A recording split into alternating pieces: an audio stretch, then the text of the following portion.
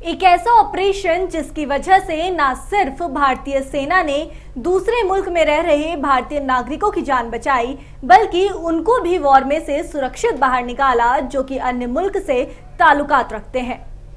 जी हां, रूसी सेना उन लोगों को सिर्फ इसलिए छोड़ दे रही थी क्योंकि उनके हाथ में भारत का झंडा था। नमस्कार, मैं निकिता शुक्ला और आपका बहुत बहुत स्वागत है इंडिया न्यूज में। इस वीडियो में हम आपको बताएंगे हाल ही में हुए ऑपरेशन के बारे में, जिसका नाम था ऑपरेशन गंगा। यूं तो भारत से पढ़ने के लिए बच्चे देश विदेश में जाते हैं, लेकिन शायद आपको ये जानकर हैरानी होगी कि भारत से 18,000 स्टूडेंट्स यूक्रेन पढ़ने के लिए गए थे। साल 2022 में अचानक रूस और यूक्रेन के बीच तनाव शुरू हुआ और समय के साथ बढ़ता ही चला गया। 24 फरवरी 2022 को रूस ने यूक्रेन पर हमला कर युद्ध का आगाज कर दिया। मिसाइल अटैक के चंद लम्हों में ही हजारों की संख्या में निर्दोष नागरिकों की जान चली गई, कई इमारतें तबाह हो गई और लोग देश छोड़कर भागने पर मजबूर हो गए। रूस का हमला इतना खतरनाक था कि इस हमले के बाद दुनिया ने मान लिया था कि यूक्रेन जल्द ही हार मान लेगा।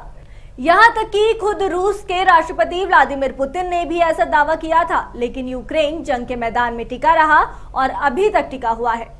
आपको बता दें कि इस युद्ध के पीछे की वजह रूस ने नाटो को बताया। एक तरफ यूक्रेन नाटो समूह में शामिल होने की बात कह रहा था, वहीं रूस यह नहीं चाहता था और चेतावनी दे रहा था कि वह इसे कतई सहन नहीं करेगा, जबकि पश्चिमी देश यूक्रेन का खुलकर समर्थन कर रहे थे। इसी को वजह बताते हुए रूस ने 25 फरवरी को यूक्रेन पर सैन्य कार्रवाई कर दी। वहीं नरेंद्र मोदी के नेतृत्व वाली एनडीए सरकार के सामने यूक्रेन रूस जंग के दौरान भारतीय छात्रों को बचाना और वहां से सुरक्षित वापस लाना एक बड़ी चुनौती थी, लेकिन भारत सरकार ने इस चुनौती को बखूबी पूरा किया और ऑपरेशन गंगा का ऐलान कर दिया। भारतीय छात्रों को यूक्रेन से सुरक्षित एयरलिफ्ट करने के लिए एक टास्क फोर्स का गठन किया गया था। इसमें 4 केंद्रीय मंत्री हरदीप सिंह पुरी, ज्योतिरादित्य सिंधिया, किरेन रिजिजू और जनरल RVK सिंह शामिल थे। प्लान के मुताबिक उन्हें बचाव अभियान के समन्वय के लिए 4 पड़ोसी देशों में भेजा गया था। विदेश मंत्रालय ने 24x7 हेल्पलाइन नंबर भी लॉन्च किया था। 27 फरवरी को यूक्रेन से भारतीय छात्रों को लेकर पहली फ्लाइट दिल्ली पहुंची थी और इसी तरह से भारत के सभी नागरिकों को सुरक्षित भारत वापस लाया गया था। रिपोर्ट्स के मुताबिक यूक्रेन में रहने वाले भारतवासियों की संख्या कुल 20,000 थी।